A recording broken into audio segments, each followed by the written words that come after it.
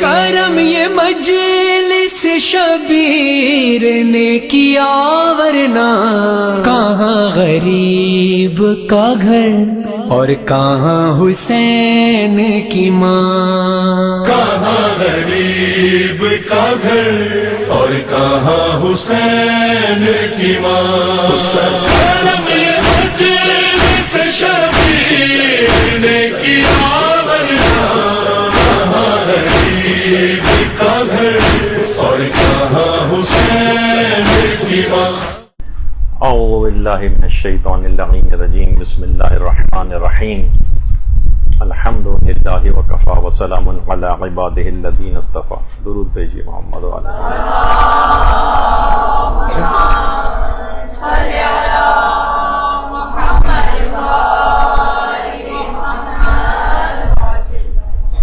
عام طور پر عمومی زندگی میں عزاداری سے متعلق کچھ باتیں، کچھ سوالات، شبہات دماغوں کے اندر پیدا ہوتے ہیں، تو بہت سی چیزیں، بہت سی سنی سنائی تو بہت ہوتی ہیں، لیکن دلائل کے ساتھ واقفیت نہیں ہوتی کہ اس کے اندر کوئی حقیقت ہے یا نہیں ہے، یہ بات ایسے ہی مشہور ہو گئی ہے۔ اس میں ایک جملہ آپ نے بہت ذاکرین سے، ذاکرات سے یہ سنا ہوگا کہ جس وقت مجالس عزا برپا ہوتی ہے تو معصومین علیہم السلام اس مجلس عزا کے اندر یا ان مجالس عزا میں خود حاضر ہوتے ہیں، شریک ہوتے ہیں۔ تو اس مسئلے میں اصلاً دیکھا جائے سنی ہوئی تو بات بہت ہے، لیکن دو ایکسٹریمز پائی جاتی ہیں۔ ہمارے ہاں مسئلہ یہی ہے کہ چیزوں میں بہت افراط و تفریط ہوتی ہے، یعنی لوگ حد اعتدال پہ نہیں ہوتے اور ایک دم سے ایکسٹریم پر چلے جاتے ہیں، اور درمیان میں جو حد اعتدال کی راہ ہوتی ہے وہی راہ رشد و ثواب ہوتی ہے، یعنی وہی سب سے بہتر راہ ہوتی ہے۔ تو ایک ایکسٹریم تو اس مسئلے کی یہ ہے کہ معصومین کا آنا ناممکن ہے، ایک دفعہ جو اس دنیا سے چلا گیا ہے وہ اب اس دنیا کے اندر واپس نہیں آئے گا۔ اس کی بھی بہت شور اٹھتا ہے کہ پہلی انتہا پسندی، وہ کہتے نہیں معصومین کا آنا یہ ناممکن چیز ہے، اور بلکہ وہ یہاں تک کہتے ہیں کہ جو نظریے کا قائل ہو کہ معصومین عالم ارواح سے اس دنیا کے اندر مجالس عزا کے اندر شریک ہونے کے لیے آتے ہیں، وہ غالی ہیں یہ افراد، یہ لوگ شرک کرتے ہیں، تو غالی اور مشرک ہونے کا ان افراد کے اوپر وہ افراد الزام لگاتے ہیں۔ تو یہ خود ایک انتہا پسندی، وہ کہتے ہیں معصومین کا آنا ناممکن ہے۔ اچھا، دوسری ایکسٹریم کیا ہے؟ دوسری انتہا پسندی یہ ہے کہ ہر شخص اس بات کا مدعی ہے، بہت سی مجالس کے اندر تو باقاعدہ یہ نعرے لگتے ہیں، اب آپ سب لوگ خاموش ہو جائیں، اب حضرت زہرا تشریف لے آئی ہیں، اب امیر المومنین آ گئے ہیں، امام حسین آ گئے ہیں، اس طرح کے بھی نعرے لگتے ہیں۔ یہ دوسری انتہا پسندی ہے، اس کے متعلق ابھی آگے چل کے فتاوی وغیرہ بھی ذکر ہوں گے۔ تو اصل جو بات ہے اس کے اندر حد اعتدال یہ ہے کہ ان معصومین علیہم السلام کا ان مجالس عزا میں آنا یہ امر ممکن ہے، اور یہ واقع ہونے کے بہت قریب ہے۔ یعنی ابھی آگے چل کر کچھ روایات بھی آپ کے سامنے آئیں گی، مجتہدین کے فتاوی وغیرہ بھی ذکر ہوں گے کہ یہ آنا ممکن ہے، ان ہستیوں کا ان مجالس عزا کے اندر آنا ممکن ہے۔ اس پر اتنے زیادہ مشاہدات ہیں، اتنے زیادہ مکاشفات ہیں، اتنے زیادہ علماء کے اقوال ہیں، اتنے زیادہ صاحبان ایمان کی اپنے مشاہدے کی چیزیں ہیں کہ اس کے اوپر کئی درس ہو سکتے ہیں اگر وہ سب بیان کرنے بیٹھے۔ تو اچھا، اب یہ دونوں افراد ایک دوسرے کو بالکل رد کرتے ہیں، وہ کہتے ہیں کہ یہ لوگ غالی اور مشرک ہیں، اور جو اس حد تک قائل ہیں وہ ان کو کہتے ہیں کہ یہ لوگ مقصر ہیں۔ تو بہرحال درمیانی راہ ہے کہ ائمہ جس مجلس میں بھی چاہیں آ سکتے ہیں اور آتے ہیں، لیکن یہ کہ ہر شخص اگر اس طرح کا کوئی دعویٰ کرنے لگے کہ نہیں اسی کی مجلس میں، یعنی ہر طرح کی مجلسیں ہو رہی ہیں، یہاں تو ایسے افراد بھی ہیں آپ کو پتا ہے کہ وہ کس طرح کے مضامین اپنی مجلسوں کے اندر پڑھتے ہیں، عورتوں کی کتنی بے پردگی کے لحاظ سے بری حالت ہوتی ہے، تو وہ ان مجالس کے اندر بھی وہ ہستیاں تشریف لائیں. اس پہ بھی آگے چل کر ہماری گفتگو ہوگی اور علماء کے اقوال بیان ہوں گے. اچھا اب دیکھیے ایک مسئلہ اور آپ کے دماغ میں رہے کہ کیا یہ عقیدہ رکھنا واجب ہے؟ کیا یہ عقیدہ رکھنا واجب ہے کہ ائمہ مجالس کے اندر آتے ہیں؟ تو دیکھیے نہ تو یہ عقیدہ رکھنا واجب ہے، یعنی اگر کوئی عقیدہ نہیں رکھتا تو کوئی بات نہیں، وہ شیعت سے خارج نہیں ہوگا، اور نہ ہی ایسا عقیدہ کوئی کہے کہ نہیں ایسا عقیدہ رکھنا حرام ہے کہ جس سے انسان غالی اور مشرک ہو جاتا ہے، تو ایسا بھی کوئی مسئلہ نہیں. یعنی اس کے اندر نہ تو کسی کے کفر و ایمان کا کوئی مسئلہ ہے، نہ ہی اس کے اندر کسی کی شیعت کا کوئی مسئلہ ہے. بس ایک سمجھیں کہ ایک کانسیپٹ ہے، ایک بات ہے. اگر کوئی اس پہ دلائل کے تحت یقین کرنا چاہے تو یقین کرے، نہیں یقین کرنا چاہے، بلکہ یقین رکھنے والے افراد جو ہیں ان کی ذمہ داری زیادہ فزوں تر ہو جاتی اور بڑھ جاتی. ابھی ہم آگے چل کر اس کو بھی ڈسکس کریں گے کہ ائمہ اگر مجالس اعضاء کے اندر آتی ہیں اور آپ کا یہ عقیدہ ہے تو پھر تو آپ کی مجالس کا معیار بہت زیادہ بہتر ہونا چاہیے، خود ہمارے گھر کا معیار بہت زیادہ بہتر ہونا چاہیے. اس پہ بھی آگے چل کر گفتگو ہوگی. اچھا اب دیکھیں جاہل کی ہمیشہ نشانی یہ ہوتی ہے کہ جاہل افراط و تفریط کا شکار ہوتا ہے. افراط و تفریط. اچھا مراسم اعضاء کے سلسلے میں بھی یہی جہالت ہے. بہت سے تمام مراسم اعضاء کے پیچھے لگ گئے کہ حرام ہیں، یہ خرافات ہیں، یہ بکواسیات ہیں معاذ اللہ.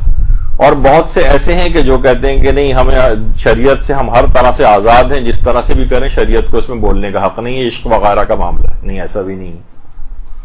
تو افراط و تفریط ہمیشہ جاہل افراط و تفریط کے اندر مبتلا ہوگا.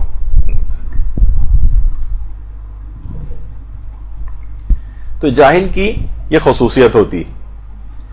اچھا اب تو بجائے اس کے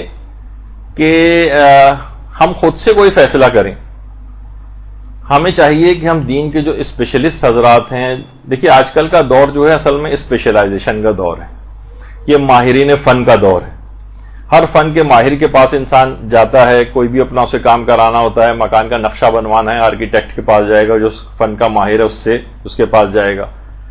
پانی آپ کو خرید کے پینا ہے، آپ پوچھتے ہیں کہ سب سے اچھی کمپنی کون سی ہے جو منرل واٹر وغیرہ پرووائڈ کرتی ہے.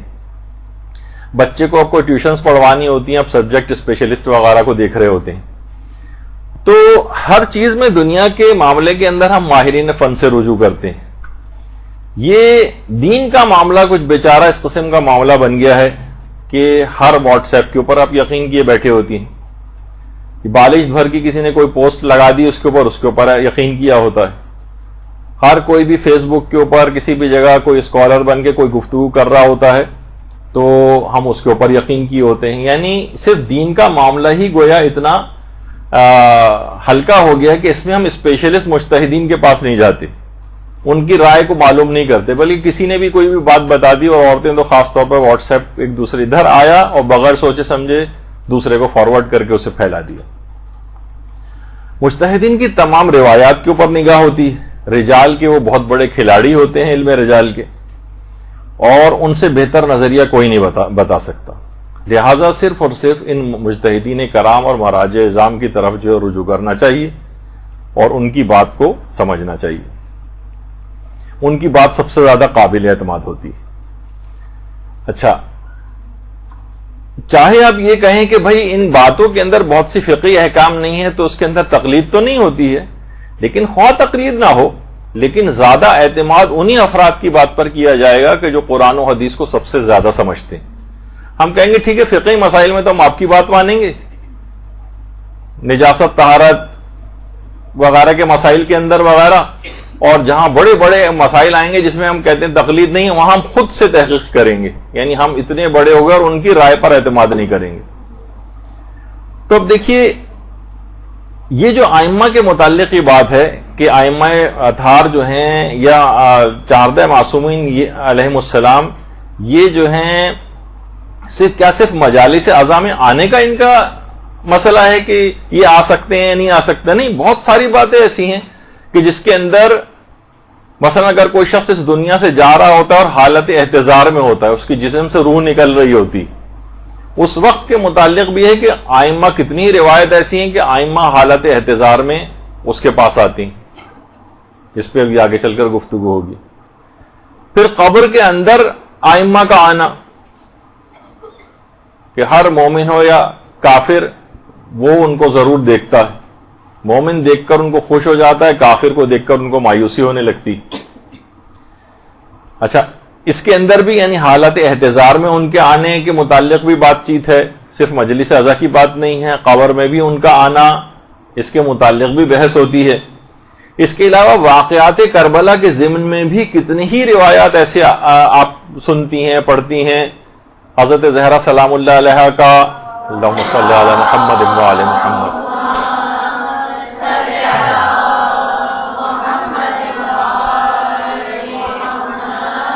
شہادت امام حسین علیہ السلام کے وقت تشریف لانا، اسی طریقے سے حضرت رسول خدا کا، اور بہت ساری اس طرح کی باتیں.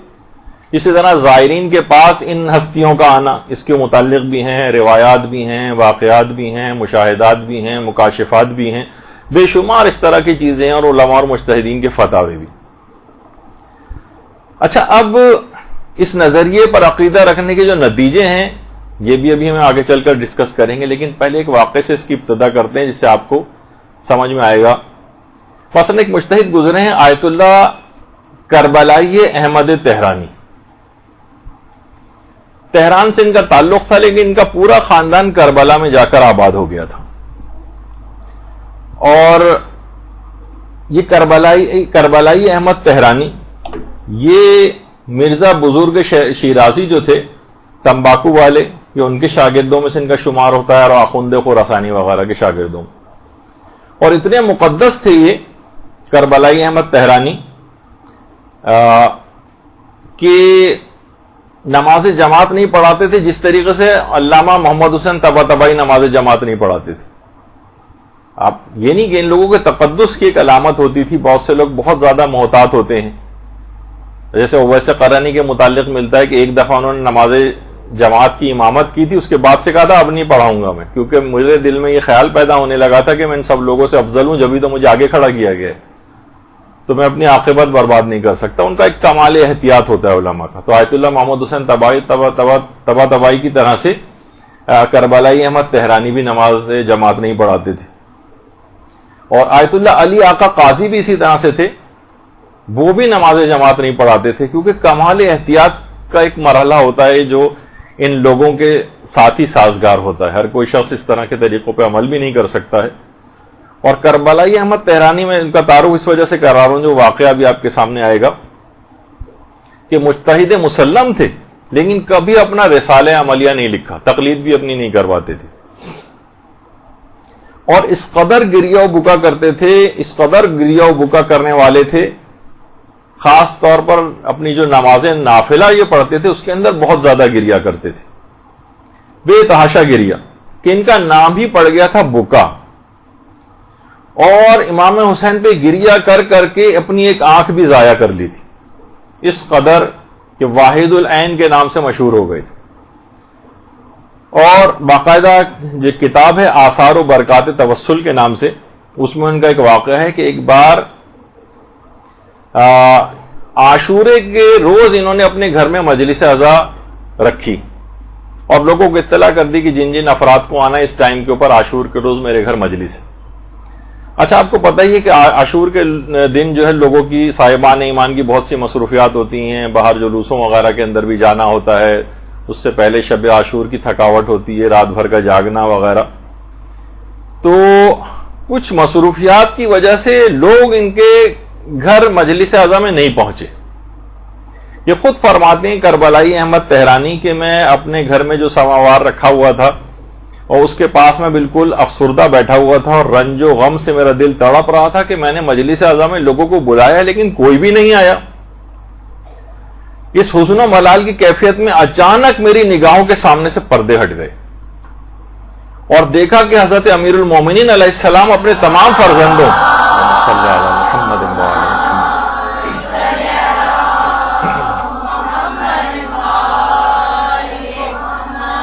اپنے تمام فرزندوں ائمہ اطہار کے ساتھ امیر المومنین اس مجلس میں آ کر بیٹھے ہوئے ہیں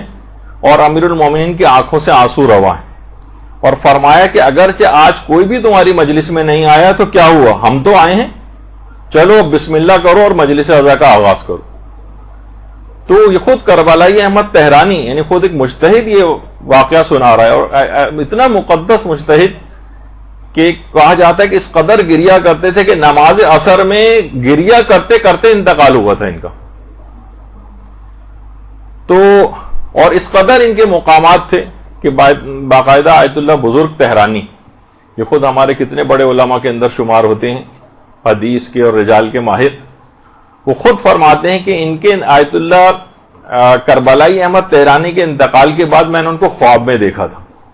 اور میں نے ان سے پوچھا کہ اللہ نے آپ کو جن مقامات عالیہ کے اوپر فائز کیا ہے آپ مجھے بتائیے کہ آپ کے ساتھ کیا ہوا. تو انہوں نے خواب میں ہی مسکرا کر ان کی طرف دیکھا اور صرف ایک جملہ کہا, حلوہ تن تنانی تن آخوری نہ دانی. یہ کیسا حلوہ ہے جب تک تم کھاؤ گے نہیں تمہیں سمجھ میں نہیں آئے گا. یعنی تفصیل نہیں بتائی لیکن مسکراتے ہوئے اس بات کو, یعنی جس طرح کمال احتیاط ایک دنیا کے اندر بھی ہوتا تھا اسی طریقے سے اس عالم ارواح میں بھی اپنے متعلق انہوں نے اس لحاظ سے بات نہیں کہی, کہا کہ جب تک تم خود اس کیفیت سے گزرو گے نہیں کیفیت بتائی نہیں جا سکتی, ان مقامات کو بتایا نہیں جا سکتا, تم لوگوں کی سمجھ میں نہیں آئے گا. تو اس طرح کے بے شمار مجتہدین کے واقعات ہیں کہ ائمہ خود ان مجالس عزا کے اندر آتے ہیں, اور صالحین کے واقعات ہیں جو خود مشاہدہ کیے گئے. اور باقاعدہ آیت اللہ بہجت کے متعلق تو مشہور ہے, آیت اللہ بہجت بارہا یہ بات کہتے تھے, در محضر آیت اللہ بہجت کے نام سے جو کتاب ہے اس کی پہلی جلد میں بھی ہے کہ آیت اللہ بہجت فرماتے تھے بارہا دیکھا گیا ہے کہ رسول خدا حضرت امیر شہزادی فاطمہ الزہرا امام حسن اور امام حسین علیہ السلام مجالس حدیث قصہ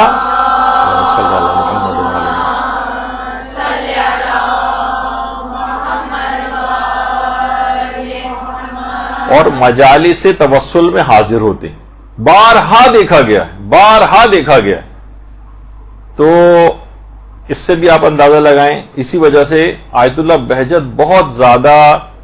مجلس عزا کے احترام کے قائل تھے, اور جو شخص بھی مجلس عزا میں ان کے گھر آتا تھا ہر شخص کا اس طرح سے کھڑے ہو کر استقبال کرتے تھے, حتیٰ کہ آنے والے چھوٹے چھوٹے بچوں کے احترام میں آیت اللہ بہجت کھڑے ہو جاتے تھے کہ یہ بزرگ اور جوان ان کا احترام کہ نہ جانے معصومین کب اس مجلس کے اندر تشریف لے آئیں, تو مکمل عزت اور احترام ان مجلس اعضاء میں شریک ہونے والوں کا ہونا چاہیے. اسی مجلس اعضاء کا اس قدر احترام کہ آیت اللہ گلپائیگانی جس زمانے میں ہاسپٹل میں ایڈمٹ تھے, یہ تو خیر بالکل آخری وقت کی تقریباً ان کی کچھ تصاویر ہیں کہ جب انتقال ہونے والا تھا, یعنی آخری دن ان کے چل رہے تھے, لیکن اس سے پہلے جب کسی حد تک بہتر بھی تھی طبیعت اور ہاسپٹل میں تھے, تو ہاسپٹل میں بہت سارے لوگ دیکھنے کے لیے آتے تھے. تو ان میں ایک مرثیہ خان اور نوحہ خان بھی ان کے پاس آیا, اور وہاں پر بھی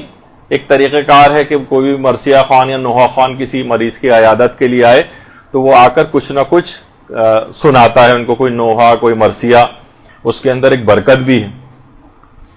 تو اس کو فوراً روک دیا آیت اللہ گلپائیگانی نے, ابھی رک جاؤ, اور باقاعدہ اس کے بعد انہوں نے باوضو ہوئے اور اپنے آبا اور قبا کو منگوایا کہ یعنی دماغ میں کانسیپٹ یہ کہ جس وقت اس کا تصور مکمل احترام کے ساتھ مجھ کو مجلس عزا سننی ہے, یہ نوحہ سننا ہے, یہ مرثیہ سننا ہے, گریہ ہونا ہے, ایک لحاظ سے مجلس عزا کی سی کیفیت ہو جائے گی, ائمہ معصومین کا اس کے اندر آنا ہو سکتا ہے, تو مکمل احترام کے ساتھ لباس بھی مناسب ہو, اس طرح سے اتنا اہتمام کر کے آیت اللہ گلپائیگانی بیٹھا کرتے تھے. اچھا, یہ اتنا اور بتا دیا جائے کہ باقاعدہ اس کا ایک آیت اللہ بہجت نے مریض کی شفا یابی کی جو اعمال بتائیں, اس میں بہت ساری چیزیں اس کے اندر ہیں, وہ تو بھی بیان کرنا مقصد نہیں ہے, لیکن 6 نمبر کے اوپر یہ جو چیز لکھی ہوئی ہے, آیت اللہ بہجت فرماتے تھے مصائب محمد و آل محمد علیہ السلام مریض کو اس طرح سے سنائیں کہ وہ متاثر ہو جائے اور غمگین ہو کر گریہ کرے. یہ اگر کسی جگہ مریض کے ساتھ ایسا ہو تو اس کو مصائب سنا کر گریہ کروایا جائے, یہ شفا یابی کے لیے بہت مجرب عمل ہے. تو اس لحاظ سے آیت اللہ گلپائیگانی اور دیگر جو علماء ہیں ان کے پاس بھی جب کوئی اس طرح سے افراد جاتے ہیں تو وہاں کچھ نہ کچھ نوحہ مرثیہ یا کوئی ایسا ذکر مصائب کا کرتے ہیں کہ ان کو رونا آ جائے, یہ شفا یابی کے اندر بہت مؤثر سمجھا گیا. تو بہرحال پوری تیاری کے ساتھ آیت اللہ گل پائگانی اس طرح سے بیٹھے، اور اس کے بعد پھر انہوں نے جو ہے وہ مرثیہ اور نوحہ وغیرہ سنا. تو یہ تمام چیزیں ایسی ہیں کہ علماء اور مجتہدین اس کے اتنے زیادہ قائل ہیں. اچھا، اب تاکہ احترام کے کوئی منافی نہ ہو جائے کوئی چیز. اچھا، اب کیا ائمہ معصومین کا مجالس اعضاء میں آنا ممکن ہے؟ اس پہ مجتہدین نے کچھ فتاوے وغیرہ بھی دی ہیں. جیسے آیت اللہ خوئی کے متعلق آیت اللہ صادق روحانی باقاعدہ جو آج کل بھی مجتہدین زندہ مراجع میں سے ہیں، وہ کہتے ہیں کہ زمانے غیبت کبریٰ سے لے کر آج تک آیت اللہ خوئی سے بڑا کوئی مجتہد نہیں گزرا. یعنی ان کی بھی اس لحاظ سے گواہی، آیت اللہ خوئی کی تقلید میں جو لوگ باقی تھے آج تک ان کی تقلید میں باقی چل رہے ہیں، کیونکہ سب مراجع کہتے ہیں کہ مردہ مجتہد اگر عالم ہے تو اس کے فتووں پہ باقی رہنا، جیسے آغا سیستانی بھی اس بات کے قائل ہیں کہ واجب ہو جاتا ہے. تو ان کی تقلید میں ابھی تک لوگ باقی ہیں ان کے علم کے اعتبار سے. جب ان سے بھی پوچھی گئی یہ بات تو باقاعدہ جو ان کی کتاب ہے سیرات النجات جو ان کی کتاب ہے استفتاءات کی، اس کے اندر بھی آغا خوئی نے یہ بات لکھی، اور اس کی تیسری جلد کے اندر یہ بات ہے، تیسری جلد میں. اور باقاعدہ یہ تیسری جلد ہے ان کی کتاب کی، اور اس کے اندر یہ والا مسئلہ آیت اللہ خوئی سے پوچھا گیا ہے کہ آپ یہ بتائیے کہ روایات کے اندر جو یہ بات آئی ہے کہ رسول خدا اور حضرت زہرا جو ماتم عزائے حسین کی جو مجالس ہوتی ہیں اس کے اندر شریک ہوتے ہیں، تو آپ کی اس متعلق کیا رائے ہے؟ اور اگر یہ بات صحیح ہے کہ وہ شریک ہوتے ہیں تو کیا باقی سب ائمہ بھی اس میں شریک ہوتے ہیں؟ تو آیت اللہ خوئی نے کہا کہ جی ہاں، یہ بالکل امر ممکن ہے. وبعض الروایات دلت علیہ، اور بعض روایات اس بات پر دلالت کرتی ہیں. تو آیت اللہ خوئی بھی اس بات کے قائل ہیں کہ مجلس امام حسین علیہ السلام میں جناب رسول خدا، شہزادی زہرا اور دیگر معصومین کا آنا امر ممکن ہے، کیونکہ بعض روایات اس مطلب پر دلالت کرتی ہیں. باقاعدہ آیت اللہ فقی جیسے عظیم فقی کا جو ہے یہ نظریہ ہے. تو اسی طریقے سے آیت اللہ اسحاق فیاض سے بھی یہ والا مسئلہ پوچھا گیا. تو آیت اللہ اسحاق فیاض کا تو الگ سے تحریری طور پر بھی یہ فتویٰ جو ہے موجود ہے کہ جب سوال پوچھا گیا کہ یہ بات نقل کی جاتی کہ اہل بیت علیہم السلام جو ہے مجالس عاشورہ کے اندر شریک ہوتے ہیں، تو کیا یہ بات صحیح ہے؟ تو انہوں نے جواب دیا کہ بعض شیعوں کا یہ عقیدہ ہے کہ ایسا ہوتا ہے، اور یہ وہو ممکن، یہ بات ممکن ہے، وہ غیر بعید،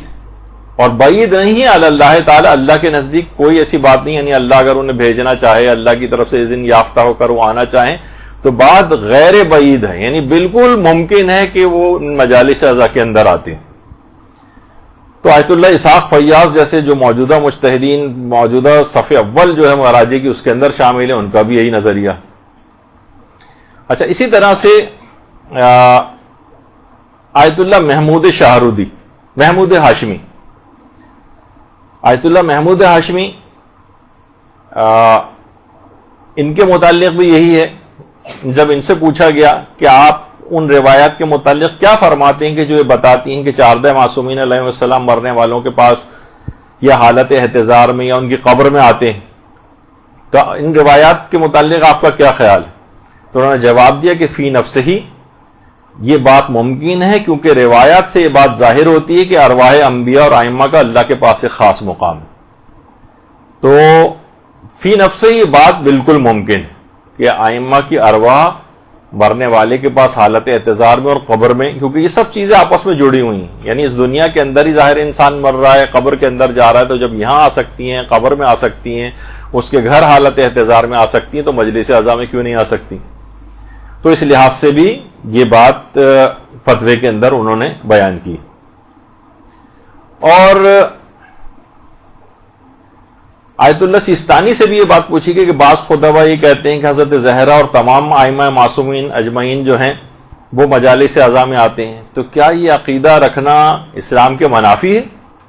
یعنی یہ عقیدہ رکھا جائے تو کیا اسلام کے خلاف کوئی بات ہے کہ یہ مجالس اعضاء میں آتے ہیں؟ یعنی اتنا یہ لوگ پروپیگنڈا انہوں نے کیا ہے کہ اچھے خاصے لوگ بھی ابھی اس بات کے منکر ہو گئے کہ ائمہ قبر میں بھی آتے ہیں. تو آیت اللہ سیستانی نے کہا کہ مصادر اسلامی ماخذوں میں یعنی کتاب و سنت میں ایسا کچھ نہیں ہے کہ جس سے یہ پتہ چلے کہ عقیدہ رکھنا خلاف اسلام ہے. ایسا کوئی کتاب و سنت کے اندر نظریہ نہیں پایا جاتا کہ اگر کوئی یہ عقیدہ رکھے کہ ائمہ معصومین جو ہیں وہ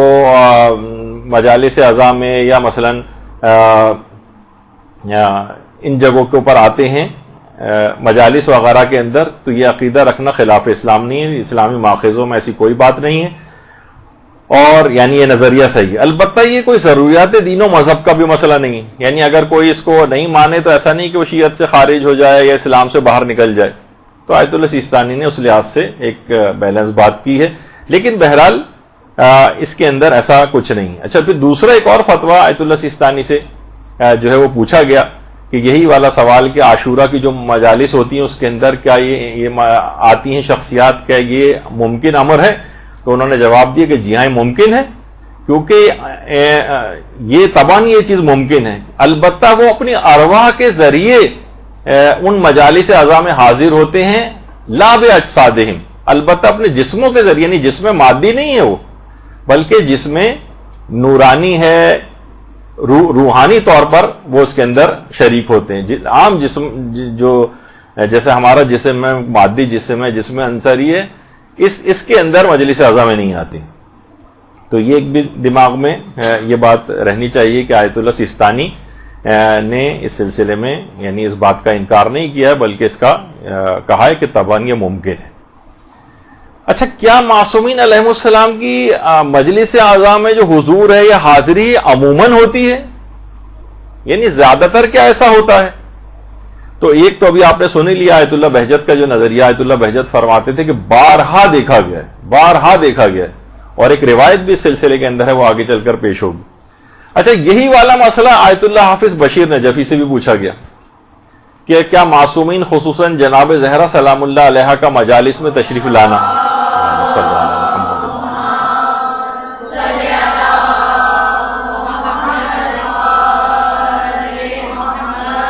کیا کسی روایت کے اندر اس کا تذکرہ ملتا ہے؟ تو انہوں نے جواب دی کہ بعض روایات سے یہ اس کا ثبوت ملتا ہے، یہ بات ثابت ہوتی ہے کہ وہ مجالس اعضاء میں تشریف لاتی۔ پھر دوسرے دو سوال ان سے اور کیے گئے، کیا امیر المومنین علیہ السلام ہر مرنے والے کے پاس قبر میں تشریف لاتے ہیں؟ تو آیت اللہ حافظ بشیر نجفی نے فرمایا، جو ان کی کتاب شاعر حسینیہ کے اندر موجود ہے، بِاسْمِهِ سبحانہ، کئی روایات میں اس کا تذکرہ ملتا ہے، اور صاحب وسائل نے الفصول المہمہ میں امیر المومنین علیہ السلام کے انسان کی جان نکلنے کے وقت موجود ہونے کی بہت ساری روایات نقل فرمائی ہیں، جن سے ان کے صحیح مطلب ہونے کا اطمینان حاصل ہو جاتا ہے، یعنی کہ یہ بات صحیح ہے کہ امیر المومنین ہر مرنے والے کے پاس قبر میں تشریف لاتے ہیں۔ پھر دوسرا سوال یہی کیا گیا کہ کیا معصومین علیہ السلام خاص طور پر جناب سیدہ مجلس اعضاء میں حاضر ہوتی ہیں؟ تو جواب دیے کہ بعض روایت میں اس کا تذکرہ ہوا، اور جناب سید الشہداء کی عظمت اور برکت اور اہمیت کے پیش نظر ایسا ہونا بہت ممکن ہے، بلکہ قریب الوقوع ہے، یعنی عموماً ایسا ہوتا ہے۔ تو آیت اللہ حافظ بشیر نجفی کا بھی آپ نے دیکھا کہ وہ بھی اسی نظریے کے قائل ہیں۔ اچھا، پھر اس کے بعد آیت اللہ صادق روحانی سے بھی یہ بات پوچھی گئی، تو انہوں نے بھی یہی بات فرمائی ہے کہ آیات سے بھی اور کچھ نصوص اور ایسی ہیں، یعنی صحیح احادیث، اس سے بات پتہ چلتی ہے کہ پیغمبر اکرم اور ائمہ معصومین علیہ السلام موت کے وقت اور قبر کے اندر جب سختیاں پیش آتی ہیں تو مدد کے لیے وہ لوگ تشریف لاتے ہیں، اور یہ ایک ایسے تصرفات ہیں جو اللہ نے باقاعدہ اللہ کی اجازت سے ان کو دیے گئے ہیں، جس کی تفصیل الگ مقامات کے اوپر ملتی ہے۔ تو بہرحال انہوں نے بھی اس سلسلے میں یہ پوچھا کہ جب پوچھا گیا تو جواب یہی دیا کہ ائمہ کا اور حضور اکرم کا موت کے وقت اور قبر کے اندر اعانت کے لیے تشریف لانا یہ بالکل ثابت شدہ بات ہے، اور روایات سے یہ بات پتہ چلتی ہے۔ اچھا، پھر کیا یہ حضور، ایک سوال یہ بھی ہوتا ہے کہ بہت سے روایات سے یہ بات پتہ چلتی ہے، تو سوال بھی یہی کیا جاتا ہے علماء سے کہ کیا یہ ان کا آنا فقط مجالس عاشورہ میں ہوتا ہے؟ تو آیت اللہ شمس الدین وائزی سے یہ بات پوچھی گئی، تو انہوں نے بھی یہ کہا کہ بعض روایت سے بات ثابت ہوتی ہے کہ مطلق ایام میں ائمہ جو ہیں ان مجالس کے اندر آتے ہیں، لا فی عاشورہ فقط، یعنی صرف عاشورہ کے سلسلے کی جو مجالس ہے اس میں نہیں، مثلا ہو سکتا ہے کسی کی 100 کی مجلس ہو, کسی کی 40ویں کی مجلس ہو, کسی نے عام طور پر ویسی مجلس رضا گھر میں منعقد کی ہو, تو ان کے اندر بھی روایات سے بات ثابت ہوتی ہے کہ وہ اس میں بھی آتے ہیں. یعنی فقط عاشورے کے سلسلے کی مجالس سے ریلیٹڈ نہیں ہے یہ بات. تو باقاعدہ آیت اللہ شمس الدین واعظی نے کہا کہ یہ روایات مطلق طور پر ہیں, یعنی صرف عاشورے کی مجالس سے ریلیٹڈ بات نہیں ہے, کسی بھی مجلس کے اندر وہ تشریف لا سکتے ہیں. اچھا, اب اس سلسلے میں جو افراد ہیں وہ کہتے ہیں کہ ظاہر روایات کی سند کے متعلق بھی بات ہوتی ہے کہ بہت سی روایت ایسی ہیں کہ جن کی سند جو ہے وہ ضعیف ہے, یا بہت سی روایات کی سند میں ارسال ہے, یعنی بہت سے کچھ راوی بیچ میں سے غائب ہیں. تو دیکھیے کوئی واجب عقیدہ تو ہے نہیں کہ جس کے لیے آپ کہیں کہ بالکل صحیح السند روایتیں جو تمام اصولوں کے اوپر پورا اترتی ہوں صرف وہ قبول کی جائیں گی. کہ واجب عقیدہ نہیں, آپ نے سن لیا کوئی عقیدہ یہ نہیں بھی رکھے تو یعنی خدا کی طرف سے یہ آپ پر واجب نہیں کیا گیا ہے کہ آپ یہ اس نظریے کے حامل بنے. تو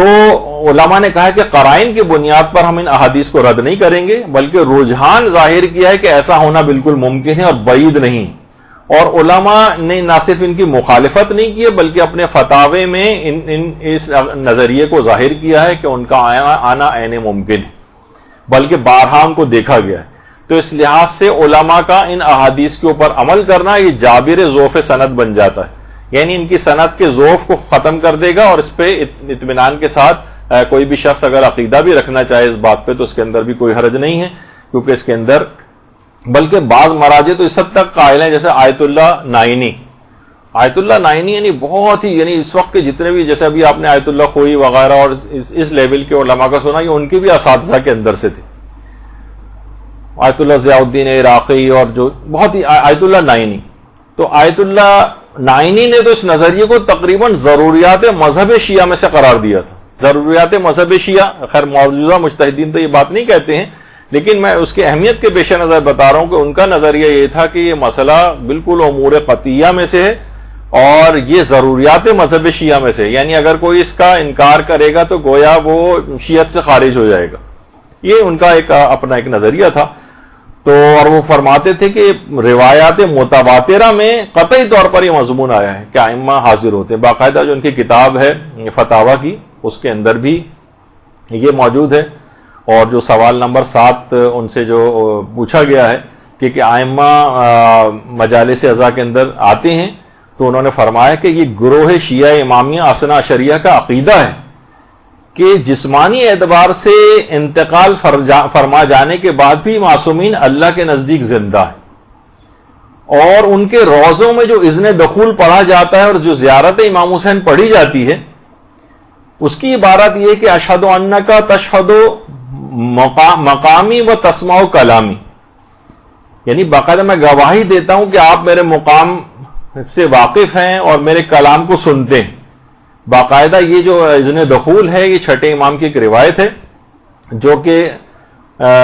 علامہ ہلی نے اپنی کتاب کے اندر لکھی العدۃ الدائی کے اندر. یعنی جو آپ یہ جا کر اذن دخول پڑھتی ہیں اصلاً یہ چھٹے امام کی ایک روایت ہے, اور وہ بھی انہوں نے اپنے اس فتوے کے اندر دلیل کے طور پر پیش کی ہے کہ ائمہ کی جب ہم جاتے ہیں کہ آپ ہمارے کلام کو سنتے ہیں, آپ میرے مقام سے واقف ہیں, یا بہت سی اس کے اندر یہ بھی آیا کہ آپ میرے سلام کا جواب دیتے ہیں, تو یہ سب کیا ہے کہ گواہیاں اس بات کی. اور یہاں تک روایت میں یہ بھی بات آئی ہے کہ وہ اپنے رونے والوں کو دیکھتے ہیں اور اپنے زائرین کے لیے استغفار تک کرتے ہیں, اور ان کے اس کے بعد یعنی ان کے مغفرت کے لیے دعا کرتے ہیں. اور یہ فرماتے ہیں آیت اللہ نائنی کہ اس بات میں جو بھی شک کرتا ہے یا تو جہالت کی وجہ سے شک کرتا ہے اس بات میں, یا ائمہ کے مقامات سے واقف نہیں,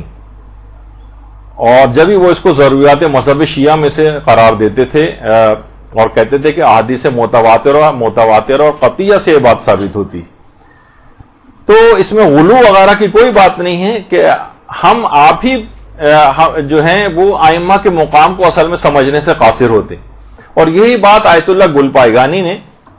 اچھا یہ جو ان کی آیت اللہ نائنی کی جو ابھی اپنے فتویٰ دیکھا تفصیلی فتاوے ہیں ان کی کتاب کے اندر, اس کے اسکین پیجز ہیں, ان کو بھی پڑھنے کا وقت نہیں. تو آیت اللہ گلپائگانی بھی اس بات کے قائل تھے، اور وہ کہتے تھے کہ باقاعدہ جو ان کی نتائج الافکار فی نجاست الکفار کے نام سے جو ان کی تقریری ابحاث ہیں، جو علی کریم جہرمی علامہ نے جو ہے وہ جمع کیے ہیں، تو اس کے اندر بھی یہ بات آیت اللہ گلپائگانی نے نقل کی ہے کہ ان هذه الامور لیست غلو فی شانہم، یعنی یہ جتنے بھی باتیں ہیں یہ ائمہ کی شان میں کوئی غلو نہیں ہے، ان کی حیات سے مراد یہ ہے کہ وہ مرنے کے بعد ہمارے کلام کو سنتے ہیں اور ہمارے واقعات سے مطلع بھی ہوتے ہیں. جس طرح زیارت امیر المومنین میں بات آئی کہ اشہد انک تسمع کلامی و تشہد مقامی و یردون سلامی، تو فرماتے ہیں کہ یہ تمام چیزیں جو ہیں جو زیارت کے اندر بھی آئی ہیں. تو پھر اسی بات کے حاشیے میں نیچے علی کریم جہرمی نے لکھا ہے کہ کیسے غلو ہو سکتا ہے جبکہ شہداء کی حیات کے متعلق خود قرآن نے کہہ دیا ہے کہ وَلَا تَحْسَبَنَّ الَّذِينَ قُتِلُوا فِي سَبِيلِ اللَّهِ أَمْوَاتًا بَلْ أَحْيَاءٌ عِندَ رَبِّهِمْ يُرْزَقُونَ فَرَحِينَ بِمَا آتَاهُمُ اللَّهُ مِنْ فَضْلِهِ، جو قرآن کی آیت ہے سورہ آل عمران کی 196 اور 197 کے اندر کہ جو دنیا سے اللہ کی راہ میں مارے گئے ہیں اور دنیا سے چلے گئے ہیں تو ان کو مردہ نہ سمجھو، یا اللہ کے نزدیک زندہ ہیں، ان سے رزق پاتے ہیں. تو جب وہ خود یہ فرماتے ہیں کہ ہمارے ائمہ اطہار تو تمام شہداء کے بھی سردار ہیں، یعنی جن کی حیات شہداء کو جب قرآن نے بیان کیا ہے تو لہٰذا ان کے متعلق ایسا عقیدہ رکھنا کیسے غلو کے اندر آ سکتا ہے. ان کی حیات ہے، ان کی برزخی حیات ہے، وہ اور اس دنیا کے اندر آتے بھی ہیں ابھی آگے چل کر، جیسے کہ تفصیل اس کی بیان ہوگی. اور حضرت زہرا سلام اللہ علیہ کے متعلق روایت میں ملتا ہے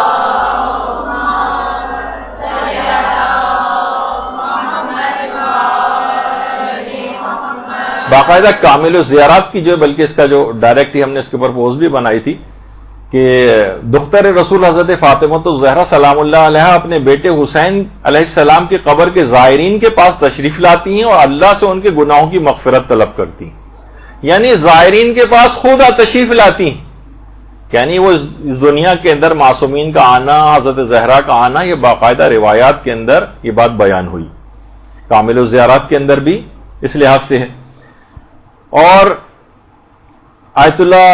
مرشی نجفی نے تو باقاعدہ اپنے والد کا، میں کئی دفعہ اس واقعے کو پڑھ بھی چکا ہوں،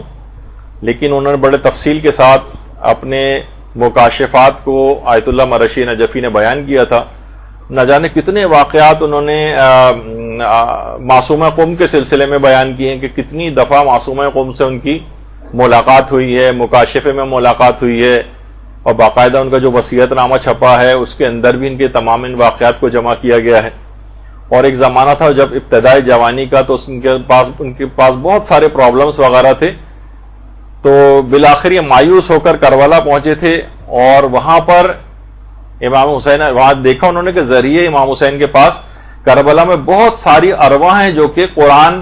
پڑھ رہی ہیں، یعنی ان کا کام ہی ہے کہ امام حسین کی قبر کے پاس بیٹھ کر تلاوت قرآن کریں، جس میں ان کے اپنے والد کی روح بھی وہاں پر موجود تھی. خود انہوں نے کہا میں نے دیکھا کہ میرے والد کی روح بھی تلاوت قرآن کر رہی ہے. ان کی والد کی روح نے ان کو دیکھا، ان کے پاس آئی اور آ کر کہا کہ تمہیں کیا کام ہے امام سے؟ انہوں نے کہا کہ مجھے یہ فلاں فلاں چیزیں امام سے دریافت کرنی ہیں، میرے کچھ حاجات ہیں. کہا کہ تم جو پوچھنا ہے جلد پوچھ لینا، کیونکہ امام حسین علیہ السلام کو اپنے ایک بیمار زائر کی عیادت کے لیے جانا ہے. درود بھیجیے محمد علیہ محمد.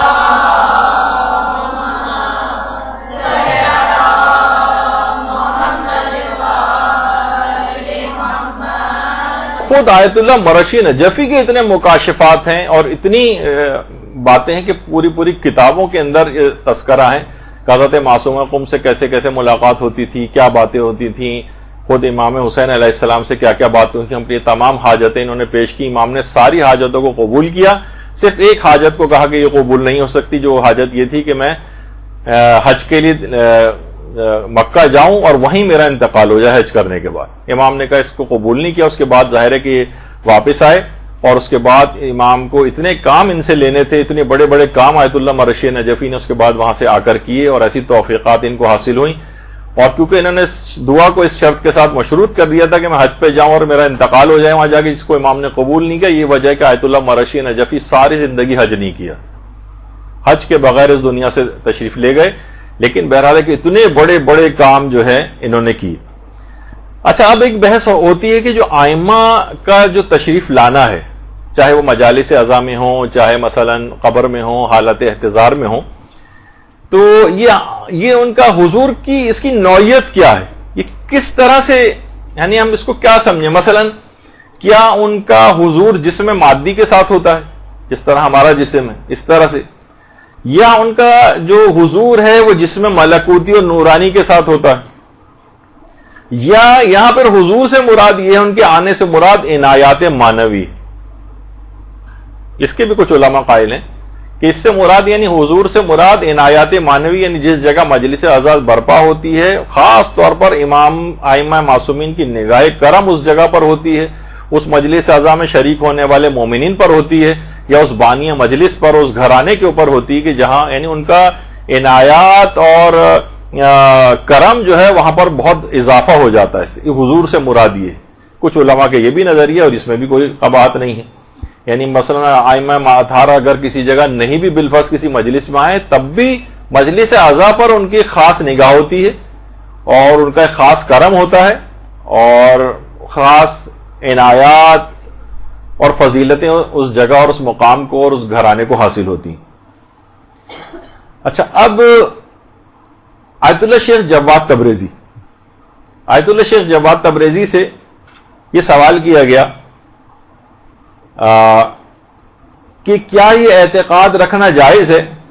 اچھا جو صراط النجات ہے آیت اللہ خوئی کے استفتات پر ہے، اسی کے اوپر حاشیہ آیت اللہ شیخ جواد تبریزی نے لکھا، اس کی 3 جلد ہے. اس میں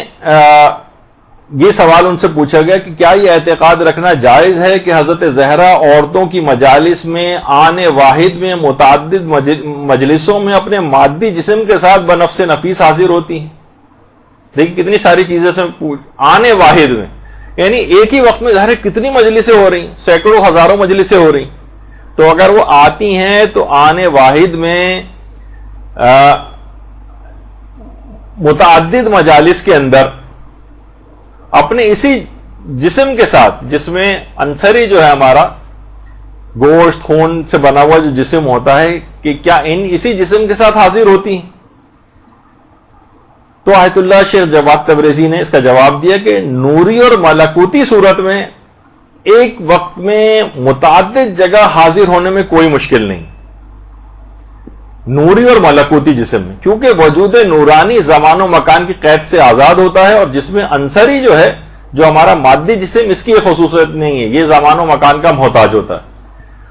یعنی ہم مثلا اگر کسی جگہ پہ، میں اس وقت یہاں پہ موجود ہوں تو میں نچلے گراؤنڈ فلور پر موجود نہیں ہوں، میں آپ کی والی جگہ پہ کہیں موجود نہیں ہوں، جس میں جو ہمارا جسم ہے یہ اس کی خصوصیت ہے، ایک جگہ پہ ہوتا ہے تو دوسری جگہ اس سے خالی ہوتی. لیکن جو جسم نورانی اور ملکوتی ہوتا ہے اس کے لیے یہ والی شرط نہیں، وہ زمان و مکان کی قید سے آزاد ہے، وہ آنے واحد میں متعدد جگہوں کے اوپر بھی حاضر ہو سکتا ہے. اس کی بھی مثالیں آگے چل کر آنے والی. تو انہوں نے فرمایا کہ اس کے اندر کوئی قباحت نہیں ہے، بالکل اس پہ نظریہ رکھنا کہ البتہ جس میں مادی کے ساتھ ظاہر نہیں ہوتی، البتہ جس میں نورانی اور ملکوتی کے ساتھ حضرت زہرا آنے واحد میں متعدد مجلسوں میں حاضر ہو سکتی. اس میں کوئی قباحت نہیں، کیونکہ باقاعدہ ایک بحث آتی ہے، علمی بحث، کہ بھائی ایک وقت میں ایک جگہ پر جسم موجود ہوتا ہے تو دوسری جگہ خالی ہوتی، تو کیسے ممکن ہے کہ ایک ہی وقت میں ایک جسم کئی جگہوں کے اوپر موجود ہو. تو یہ جسم مادی کے ساتھ یہ والی پرابلم ہے، لیکن جسم نورانی اور ملکوتی کے ساتھ نہیں. اچھا یہی سوال آیت اللہ حافظ بشیر نجفی سے بھی پوچھا گیا کہ ائمہ معصومین جو ہیں وہ مجالس عاشورہ میں شریک ہوتے ہیں، تو وہاں سے بھی یہی جواب آیا کہ جسم مادی اور عنصری جو جسم طبعی ہوتا ہے ہمارا، یہ زمان و مکان کا محتاج ہوتا ہے، لیکن وجود برزخی یا وجود ملکوتی جو ہے یہ زمان و مکان کا محتاج نہیں ہے، اور یہ ایک وقت میں بھی متعدد جگہ پر حاضر ہو سکتا ہے. وہاں ان کا بھی فتویٰ یہی ہے. اچھا باقی 2 فتوے تو ابھی آپ نے سنے لیے. انہوں نے کہا روایات سے یہ بات ثابت ہوتی ہے کہ حضرت زہرا جو ہے وہ مجالس اعضاء میں تشریف لاتی ہیں، اور یہی بات قبر کے سلسلے میں بھی، قبر میں ائمہ معصومین کا آنا، اس سلسلے میں ان کا بھی یہی جواب. اچھا جو کتاب ہے الانوار الالہیہ فی مسائل العقائدیہ، یہ آیت اللہ شیخ جواد تبریزی کی کتاب ہے. اور اس میں بھی یہ سوال ان سے پوچھا گیا ہے کہ حضرت امیر المومنین علیہ السلام کا قبر میں آنے سے متعلق. اللہم صلی علی محمد.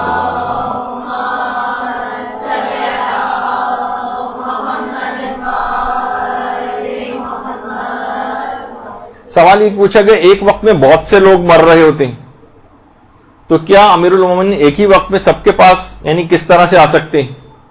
تو انہوں نے یہی جواب دیا کہ وجود نوری کے ساتھ حاضر ہوتے ہیں، وجود مادی کے ساتھ نہیں. جیسا کہ روایت معتبرہ میں آیا ہے کہ ان کا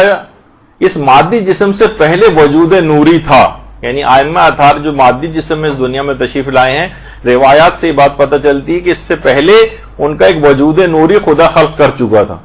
اور وجود نوری کے لیے زمان و مکان کی کوئی شرط نہیں ہے، اور وہ آنے واحد میں متعدد جگہوں کے اوپر پایا جا سکتا ہے. اور باقاعدہ بحار الانوار کی جو چھٹی جلد ہے اس میں بھی پنجتن پاک کے قبر میں آنے کا جو ہے وہ تذکرہ موجود ہے. تو ابھی اتنا وقت نہیں ہے، لیکن بحار الانوار کی چھٹی جلد صفحہ 229 حدیث نمبر 32 کے اندر اس کی تفصیل جا کر دیکھی جا سکتی ہے کہ وہ قبر کے اندر تشریف لاتے ہیں. اور بحاری کی چھٹی جلد کے اندر علامہ مجلسی نے حضرت ام سلمہ کی ایک روایت نقل کی ہے. ام سلمہ فرماتی ہیں کہ میں نے رسول خدا کو امیر المومنین امام علی علیہ السلام سے کہتے سنا کہ اے علی، اللہم صلی علی محمد و علی محمد،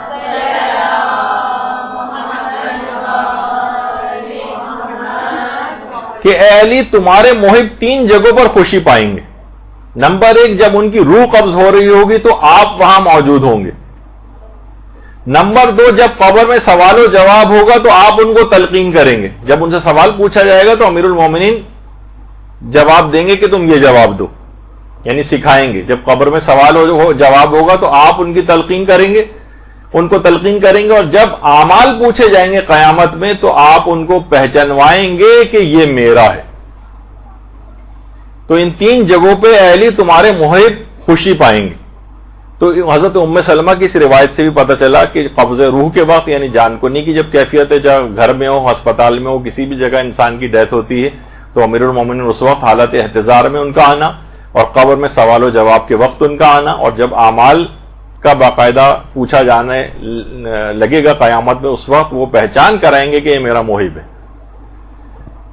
تو پھر اور روایات کے اندر بھی یہ بات آئی ہے کہ امام صادق علیہ السلام سے پوچھا گیا، اللہم صلی علی محمد و علی محمد،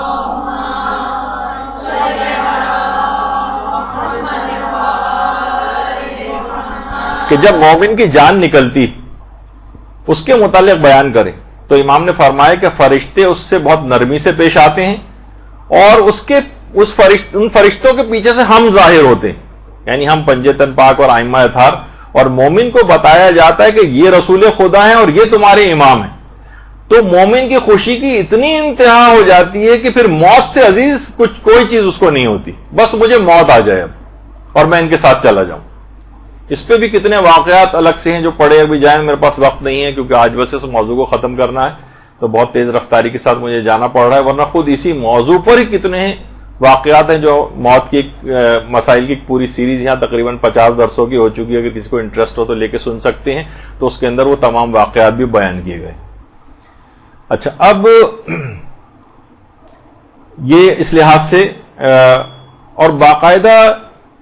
جو کتاب ایک معاد شناسی کے نام سے، معاد شناسی، آیت اللہ تہرانی کی جو کتاب ہے اس کے اندر انہوں نے آیت اللہ محمد حسین طباطبائی یا آیت اللہ تہرانی، انہوں نے کتاب معاد شناسی لکھی ہے، شاید اس کا اردو ترجمہ بھی ہو گیا ہے.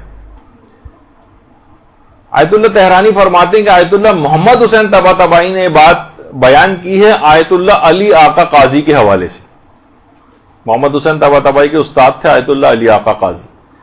وہ کہتے تھے کہ جس زمانے میں یعنی وہ نجف اشرف ہی میں رہا کرتے تھے آیت اللہ علی آقا قاضی، تو وہ فرماتے ہیں کہ نجف میں جس محلے میں رہتا تھا وہاں پر آفندی قبیلہ ہوا کرتا تھا، جن میں سے اکثر کی زیادہ تر کی تعداد غیر شیعہ تھی، غیر شیعہ حضرات تھے. وہاں پر ایک عورت کا انتقال ہو گیا. اس عورت کی ایک ہی بیٹی تھی اور اتنی محبت ماں کے ساتھ کرتی تھی، اتنی محبت ماں کے ساتھ کرتی تھی کہ جب ماں کا انتقال ہو گیا تو لپٹ کے اس نے ایسا وہ لپٹی ہے ماں سے کہ کسی صورت چھوڑنے کو تیار نہیں ہو رہی. جب ماں کو قبر میں دفن کے لیے لے جایا گیا تب بھی وہ چھوڑنے کو تیار نہیں ہو رہی، اور لوگوں کو ایسا لگا کہ اگر ہم نے اس کو ماں سے جدا کیا تو کہیں یہ انتقال ہی نہ کر جائے بچی، وہ لڑکی. تو کہہ رہے ہیں لوگوں نے بالآخر سمجھ میں نہیں آیا ان کی، اور کہا کہ ہم نے ماں کو تو قبر کے اندر لٹا دیا، وہ بچی نے ماں کو کسی صورت چھوڑنے کو تیار نہیں تھی، تو ہم نے قبر کو بند نہیں کیا اور اوپر سے کوئی ایسی چیز اس پہ رکھ دی تاکہ بچی بھی جو ہے وہ سانس گھٹنے سے نہ مر جائے، اور قبر کو مکمل بند نہیں کیا. اور اگلے دن جب ہم وہاں پر پہنچے تو اتنا ایک وحشتناک منظر ہم نے دیکھا کہ وہ بچی جو چھوٹی بچی تھی اس کے سارے بال سفید ہو چکے تھے. آیت اللہ علی آقا قاضی نے، آیت اللہ طباطبائی فرماتے ہیں کہ اس واقعے کو آیت اللہ علی آقا قاضی نے خود بیان کیا،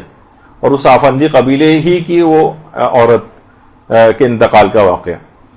تو لوگوں نے اس لڑکی سے پوچھا کہ کیا ایسی چیز ہوئی، تو کہا کہ جب آپ لوگ سب لوگ یہاں سے چلے گئے تو میں نے دیکھا کہ کچھ فرشتے جو ہیں وہ سوال و جواب کے لیے ماں سے آئے ہیں، ماں سے سوال و جواب کرنے کے لیے. تو ماں سے پوچھا کہ تیرا رب کون ہے، اس نے صحیح جواب دیا. کہا تیرا رسول کون ہے، اس نے صحیح جواب دیا. اور جب پوچھا فرشتوں نے کہ تیرا امام کون ہے، تیرا امام کون ہے، تو میری ماں خاموش ہو گئی، غیر شیعہ تھی، خاموش ہو گئی. تو ان فرشتوں کے پیچھے کھڑی ہوئی ایک نورانی شخصیت نے کہا لست لہا بامام، میں اس کا امام نہیں ہوں. دونوں فرشتوں نے اسی وقت آگ کے بنے ہوئے گرز اٹھائے اور میری ماں کو مارے، اور پوری قبر آگ سے بھر گئی، یہاں تک کہ آسمانوں تک وہ آگ چلی گئی. اتنا دہشتناک منظر تھا کہ جس سے میرے پورے بال سفید ہو گئے. خود آیت اللہ علی آقا قاضی فرماتے ہیں کہ وہ آفندی قبیلہ جو غیر شیعہ پورا ایک افراد کا قبیلہ تھا، وہ رہا کرتا تھا نجف میں، وہ اس واقعے کو سننے کے بعد وہ تمام کے تمام پورے کا پورا قبیلہ اس نے مذہب حقہ کو قبول کر لیا. درود بھیجیے نا محمد علیہ محمد صلی اللہ علیہ وسلم.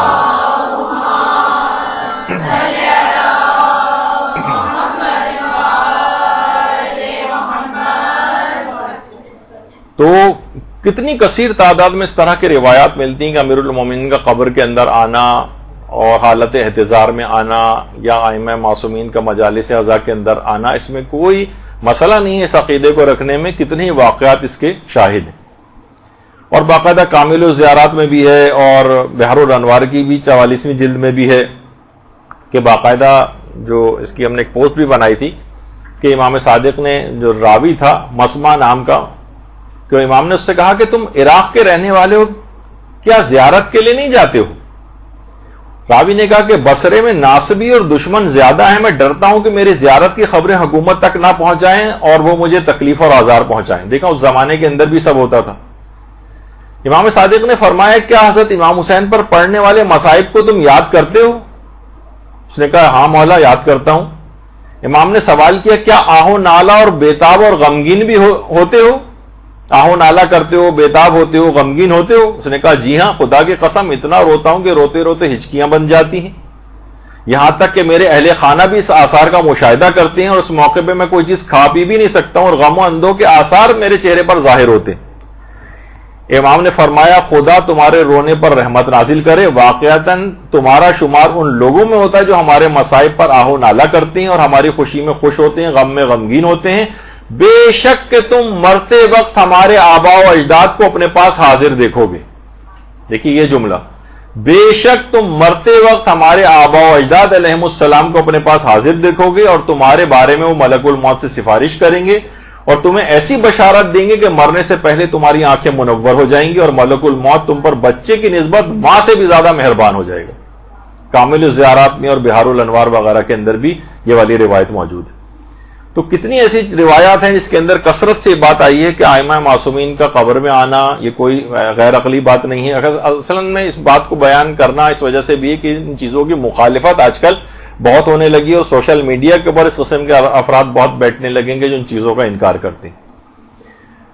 تو اچھا، اب یہاں جو حضور سے مراد جو ایک پہلو ہے وہ آیت اللہ ناصر مکارم شیرازی نے بھی کہا کہ حاضر ہونے سے ایک مراد یہ بھی ہو سکتی ہے کہ امام حسین علیہ السلام کی مجالس کو وہ زیادہ توجہ دیتے ہیں، ان کی عنایت زیادہ ان مجالس کے اوپر ہوتی ہے، حضور سے ایک مراد یہ بھی. اور خود آیت اللہ سیستانی نے بھی اپنے ایک فتوے میں اس کا امکان ظاہر کیا ہے. جب ان سے یہ والی بات پوچھی گئی کہ مجالس اعظام رسول اکرم اور حضرت زہرا سلام اللہ علیہ آتے ہیں تو آپ کی اس متعلق کیا رائے ہے، اور کیا باقیہ ائمہ بھی اس کے اندر شامل ہیں؟ تو انہوں نے بھی یہ کہا کہ یہاں پہ حضور سے مراد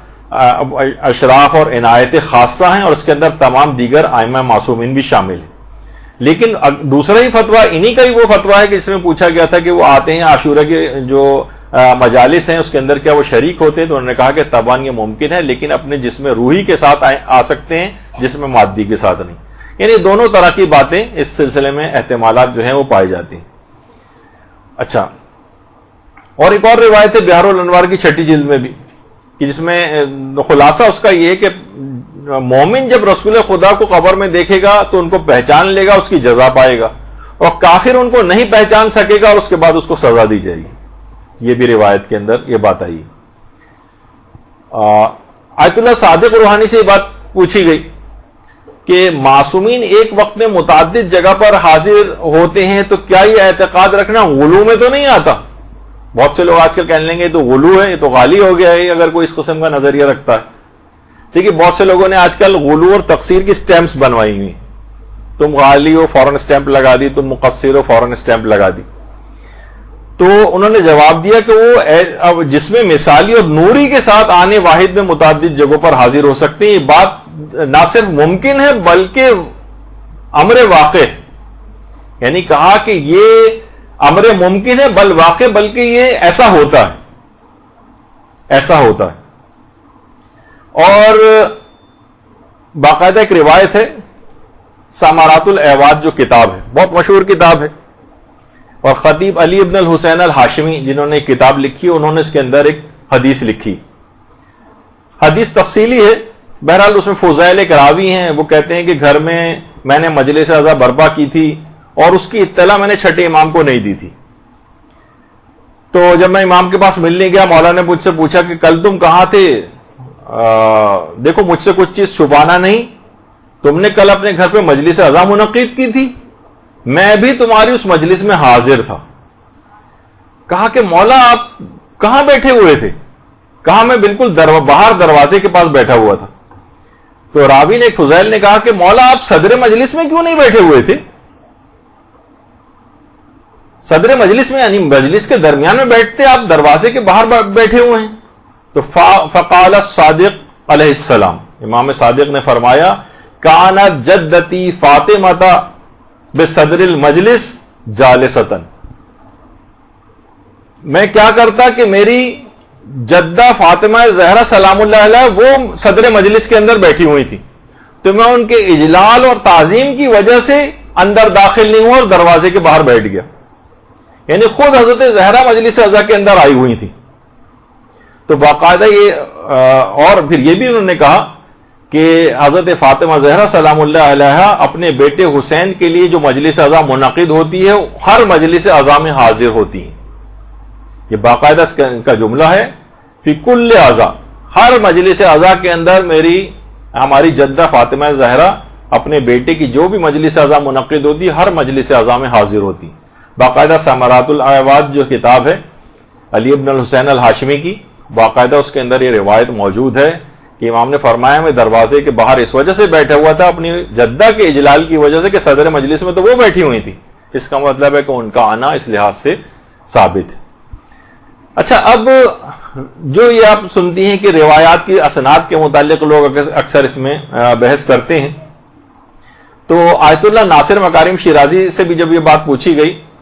تو انہوں نے کہا کہ اگر ہم قانونی طور پر جو اس کے اصول اور قواعد ہیں اس کے تحت دیکھیں تو معتبر کتابوں میں زیادہ اس سلسلے میں فرماتے ہیں کہ روایت نہیں ہے، لیکن بعض مومنین اور اہل بیت کے ماننے والوں نے کچھ مطالب نقل کیے جو امام حسین کی مجلس عزا میں اہل بیت کے آنے پر دلالت کرتی ہیں، اگرچہ مستند دلیل کے عنوان سے ان پر تکیہ نہیں کیا جا سکتا. اچھا، اب اس کے اندر یہ جو مسئلہ ہے کہ اس میں آئمہ کے فضائل کی روایات میں سند اتنی چیک نہیں کی جاتی، تو اس کی وجہ آیت اللہ محمد علی گرامی نے بہت اچھی بتائی ہے آپ کہ اس کے لیے بھی ہے، باقاعدہ ان کی کتاب ہے دعوۃ فاطمہ لما خلقتکما. اس میں باقاعدہ انہوں نے نقل کیا ہے کہ اس طرح کے جو معجزات ہیں، دیکھیے بہت اہم بات ہے، معجزات کی روایات کے متعلق انہوں نے فرمایا اس جیسی روایات کو جو معصومین کے بارے میں خاص مقامات سے متعلق ہے، ان روایات میں راوی کا مجہول ہونا قدرتی بات ہے، یعنی راوی کے حالات پتہ نہیں ہے زیادہ تر فضائل کی روایتوں میں۔ اس کی وجہ بتائیے، کیونکہ اماموں کے زمانے میں فقہی احکام کے راویوں کو آمد و رفت اور سماجی کاموں میں کوئی مشکل پیش نہیں آتی تھی، لیکن اعتقادی مسائل بیان کرنے والے راویوں کو تقیہ کی شرائط کی وجہ سے گوشہ نشینی کے حالات گزارنا پڑتے تھے، اور وہ سماجی روابط سے الگ تھلگ رہتے تھے، وہ روزانہ کی بحثوں میں بھی زیادہ حصہ نہیں لیتے تھے، اور اس لیے ان کی عدالت اور وثاقت کے بارے میں بحث واقع نہیں ہوتی تھی۔ اس وجہ سے ان کا مجہول ہونا روایت کو اعتبار سے نہیں گراتا ہے، خصوصاً جو روایت قواعد کے مطابق ہو، اور یہی بات کہ یہ افراد امام کے مورد خطاب قرار پاتے تھے، اس سے معلوم ہوتا ہے کہ وہ اصحاب سر ہوتے تھے، جیسا کہ بعض دیگر مشابہ باتیں ائمہ کے مقامات کے بارے میں ایسے ہی افراد سے نقل ہوئی۔ یعنی جو کہا جاتا ہے نا کہ اس میں راویوں کا پتہ نہیں ہے زیادہ کہ ائمہ کے فضائل کی جو روایتیں، تو کہہ رہے ہیں کہ ائمہ کے فضائل کی روایتیں بیان کرنے والے راوی چھپ کے رہتے تھے، وہ عام حدیثوں کے بیان والوں کو تو آزادانہ میل جول کی اجازت ہوتی تھی، لیکن ایسے افراد کو قتل کروا دیا جاتا تھا، تو ان کے حالات زیادہ تر آئے نہیں۔ تو یہ معنی نہیں ہے جب بھی فضائل کی جو روایات بیان ہوتی ہیں اس کے راویوں کے حالات اگر نہیں بھی پتہ ہوتے تو علماء اس کو قبول کرتے ہیں، اگر اس کا مضمون خلاف اسلام نہ ہو بشرطے۔ تو اکثر افراد جو ہاتھوں میں رجال وغیرہ کی جو وہ لے کے پھر رہے ہیں، فوراً دیکھتے ہیں راوی، ارے راوی تو مجہول ہے، تو لہٰذا فوراً روایت کو ریجیکٹ کر دیتے ہیں۔ یہ اصول نہیں ہے فضائل کی روایت کو ریجیکٹ کرنے کا، کیونکہ ان مجبوری تھی اس زمانے میں ائمہ کے فضائل کی جو روایتیں نقل کرنے کے معنی ہے کہ اسے قتل کروا دیا جائے، تو ایسے افراد چھپ کر رہتے تھے، ان کے حالات لوگوں کو پتہ نہیں چلتے تھے، اس وجہ سے یہ باتیں ٹھیک طور پر نہیں پتہ چل پائیں۔ تو لہٰذا اس قسم کی روایتوں میں اگر ضعف بھی پایا جائے کسی مجتہد کا یا کوئی نظریہ بھی مل جائے، تب بھی یہ معنی نہیں کہ وہ اس روایتوں کو جھوٹا کہہ رہا ہے، بلکہ یہ مسئلہ اس کے اندر اس طرح سے ہوتا ہے۔ اچھا، اسی طرح سے ابھی جو بات ہو رہی کہ اپنے جسمانی جو روحی اور ملکوتی اعتبار سے ائمہ کی ارواح جو ہے ہر جگہ پہنچتی ہیں، اس کی مثال علماء ایک اور بھی دیتے ہیں ملک الموت سے۔ دیکھیے تو ایک آپ کو سمجھانے کے لیے ظاہر ایک تصویر بنانی پڑتی ہے، ورنہ ملک الموت جو کافروں کے لیے اور ظالموں کے لیے تو بہت ہی خوفناک شکلوں میں آتا ہے کہ حضرت ابراہیم کہتے تھے کہ کوئی اور عذاب نہیں بھی آئندہ دیا جائے تو بس یہی کافی ہے اس کی شکل دیکھنا، اور جو مومن کے پاس اتنی حسین شکل کے اندر آتا ہے کہ وہ کہتے ہیں اس کے بعد اسے کوئی اور ثواب نہیں بھی دیا جائے تو بھی اس کی شکل دیکھنا اتنا اس کے لیے کافی ہو جائے گا کہ اس کے بعد نہیں بھی کوئی دیا جائے تو اس کو کوئی افسوس نہیں ہوگا۔ تو بہرحال ایک سمجھانے کے لیے کہ ملک الموت بھی تو دیکھیے ایک وقت میں آنے واحد میں ہزاروں افراد مرتے ہیں، تو سب کی روح کیسے قبض کرتا ہے؟ الگ کوئی امریکہ میں مر رہا ہے، کوئی یورپ میں مر رہا ہے، کوئی ایشیا میں مر رہا ہے، کوئی کسی ملک کے اندر مر رہا ہے، ملک الموت آنے واحد میں ہر جگہ، کیونکہ وہ جس میں نوری اور ملکوتی رکھتا ہے، وہ فرشتہ ہے، اگرچہ خود ملک الموت کے انصار و اعوان فرشتے بھی۔ چوتھے امام نے باقاعدہ ان کو بھی سلام کیا کہ سلام ہو میرا ملک الموت پر اور اس کے انصار و اعوان فرشتوں پر جو اس کے مددگار بھی، لیکن خود ملک الموت بھی آنے واحد میں متعدد جگہوں پہ حاضر ہو سکتا ہے کیونکہ اس کا جسم ملکوتی۔ تو یہ بھی آپ کے سامنے رہے۔ اچھا، بعض علماء جیسے آیت اللہ محمد صادق صدر وہ اس بات کے قائل تھے۔ اچھا، آیت اللہ صادق صدر وہی ہیں صدام کے ساتھ جب ان کا ہوا تھا، اور بہت ایک ویڈیو بھی ٹی وی کے اوپر انٹرنیٹ پہ اور یوٹیوب وغیرہ کے اوپر موجود ہے کہ وہ باقاعدہ صدام کا جو بھی اہلکار تھا اس کے چھڑی مار رہے ہیں، اس کے بعد ان کو فائرنگ کر کے قتل کیا جاتا ہے۔ واقعہ تو ایسے ہی ہوا تھا، لیکن وہ جو اس کے اوپر دکھائی جاتی ہے وہ مووی ہے اصل میں۔ لوگ سوچتے ہیں شاید یہ اوریجنل واقعہ ہے جو کہ اس کے اوپر ہے، وہ اوریجنل نہیں ہے۔ تو آیت اللہ صادق صدر وہ یہ فرماتے ہیں، وہ بھی اس بات کے قائل تھے کہ آئمہ جو ہیں حاضر ہوتے ہیں، وہ کہتے تھے میرا بھی اعتقاد یہی ہے، لیکن وہ فرماتے ہیں کہ آئمہ معصومین ہر مجلس اعضاء میں حاضر نہیں ہوتے، بلکہ اس مجلس اعضاء میں حاضر ہوتے ہیں جو اخلاص کامل کے ساتھ مجلس اعضاء کو برپا کرے، اخلاص کامل کے ساتھ، یہ کہتے تھے وہ۔ اور وہ یہ بھی انہوں نے کہا کہ اس مادی جسم کے ساتھ نہیں ان کا آنا نہیں ہے، بلکہ روحی طور پر آنا مراد ہے۔ اچھا، ایک کتاب داستان ہائے عبرت آموز، اس کے اندر آقا سید علی اکبر کوثری، یہ ایران کے مجالس پڑھنے کے حوالے سے اتنے مشہور تھے، اور خصوصیت ان کی یہ تھی کہ یہ خاص طور پر بڑے بڑے مجتہدین کے سامنے مجلس اعضا پڑھا کرتے تھے. آسان کام نہیں ہے مجتہدین کے سامنے ایسی روایات پڑھنا، یعنی کتنا محتاط ہو کے انسان کو پڑھنا ہوتا ہے اتنے بڑے عالموں کے سامنے. اور خاص طور پر امام خمینی کے گھر میں جتنی مجالس اعضا منعقد ہوتی تھی اس میں اکثر آقا علی اکبر کوثری یہ مجلس اعضا امام خمینی کے سامنے پڑھتے تھے. امام خمینی کے گھر پہ جو مجالس ہوتی تھی اور دیگر علماء کے گھر پہ بھی جو مجالس ہوتی تھی، اور وہ اس کو سن کر، ان کی مجالس کو سن کر بہت گریہ کیا کرتے تھے. وہ خود یہ فرماتے ہیں، آقا سید علی اکبر کوثری فرماتے ہیں کہ عاشور کا روز تھا اور مجھے عاشور کے روز بہت ساری جگہوں پہ مجالس اعضا پڑھنی تھی. ایک مجلس پڑھ کر میں نکلا تو محلے کے چند بچے، چھوٹے بچے اور بچیاں میرے پاس آئے اور آ کے کہا کہ آپ بڑوں کی مجلس سے تو بہت ساری پڑھتے ہیں، ہم چھوٹے بچوں کی مجلس بھی کبھی پڑھ دیں. تو کہہ رہے ہیں پہلے تو میں نے ان کو ٹالا کہ بچوں آج بہت ساری جگہوں پہ مجلس پڑھنی ہے، بہت مصروف ہوں. تو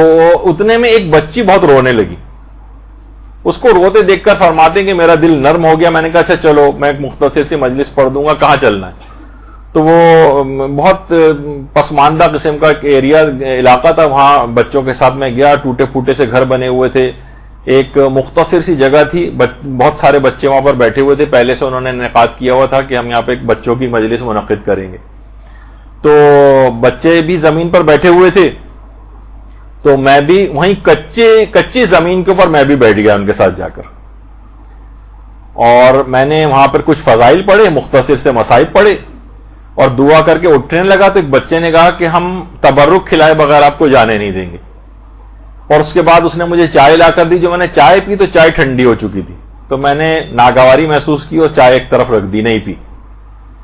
کہہ رہے ہیں اس دن ظاہر عاشورے کی مجالس بہت ساری پڑھی تھی. بہت شام غریبہ کی مجلس پڑھ کے جب میں گھر میں آیا تھکاوٹ بہت زیادہ تھی، رات کو سو گیا. تو رات کو میں نے خواب میں حضرت فاطمہ الزہرا سلام اللہ علیہ کی زیارت کی.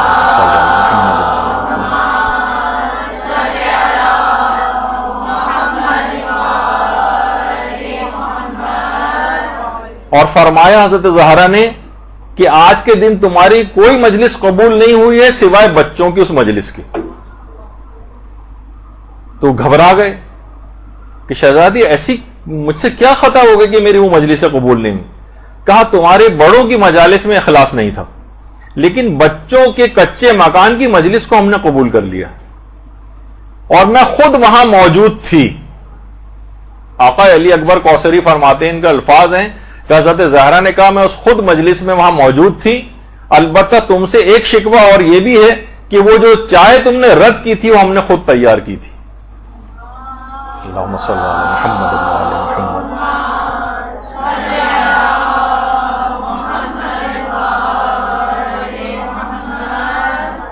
تو اس طرح کے نہ جانے کتنے رویائے صادقہ، کتنے مکاشفات علماء کے، مجتہدین کے اتنے تواتر کے ساتھ ہیں کہ آپ درسوں پہ درس رکھتی چلے جائیں، یعنی ختم نہیں ہوں گے، اتنے زیادہ وہ واقعات پائے جاتے ہیں. تو یہ جسم ملکوتی اور نورانی کے ساتھ ایک ہی وقت میں دنیا کے مختلف جگہوں پر ہر مجلس کے اندر حاضر ہو سکتے ہیں. اور اس کی مثال ایک علماء دیتے ہیں، اس طرح سورج جب طلوع ہوتا ہے تو دنیا کے کتنے ہی ممالک کے اندر اور بر اعظموں میں اس کی کرنیں ایک ساتھ پہنچ رہی ہوتی ہیں. یعنی سورج ایک ہی ہے لیکن ہر جگہ پر موجود ہے. اسی طریقے سے نورانی اور ملکوتی جسم کی بھی مثال ہے کہ آنے واحد میں متعدد جگہوں پہ حاضر ہو سکتا. اور باقاعدہ کچھ روایتیں ایسی ہیں جو کہ علماء بھی ظاہر ہے اگر یہ نظریہ کسی کا نہ ہو تو یہ روایتیں سمجھنا بہت مشکل. جیسے خود چھٹے امام ہمارے امام جعفر صادق علیہ السلام فرماتے ہیں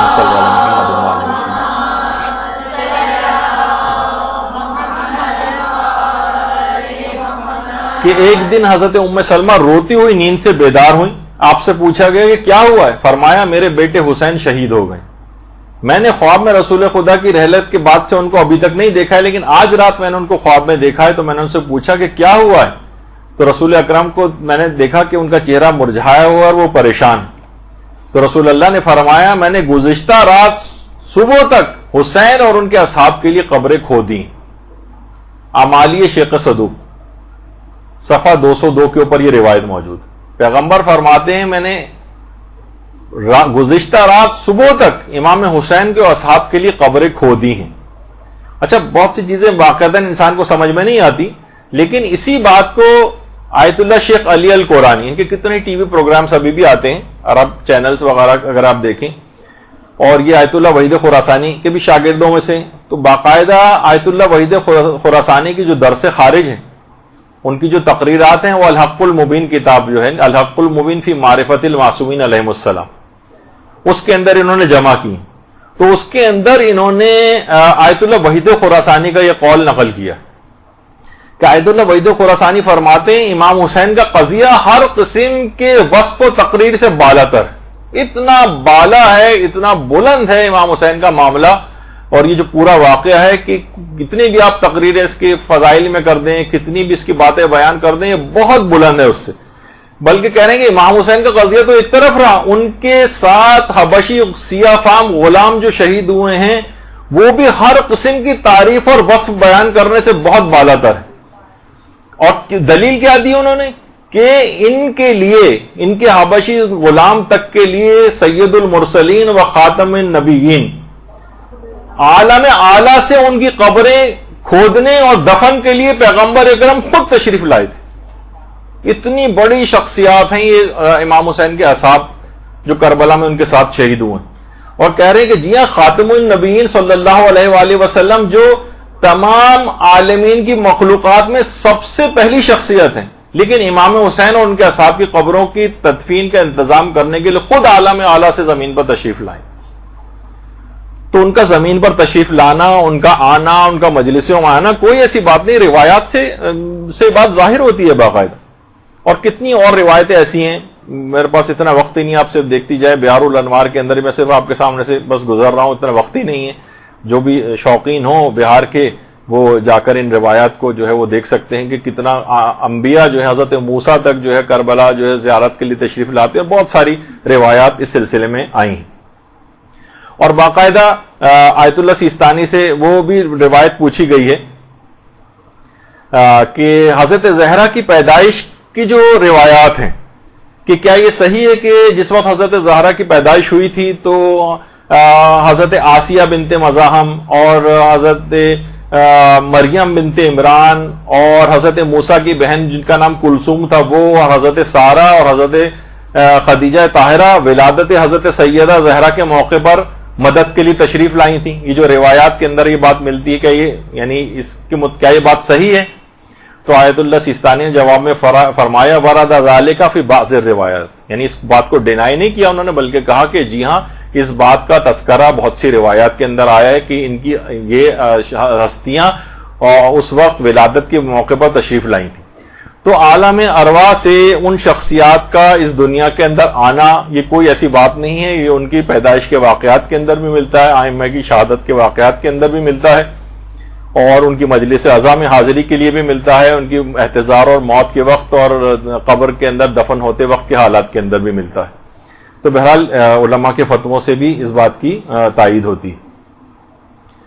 اچھا، پھر بہرحال اب اتنا وقت نہیں ہے، آیت اللہ صادق روحانی نے بھی اس بات کو ذکر کیا ہے، اور ان کا ایک دوسرا فتویٰ بھی جب ان سے پوچھا گیا،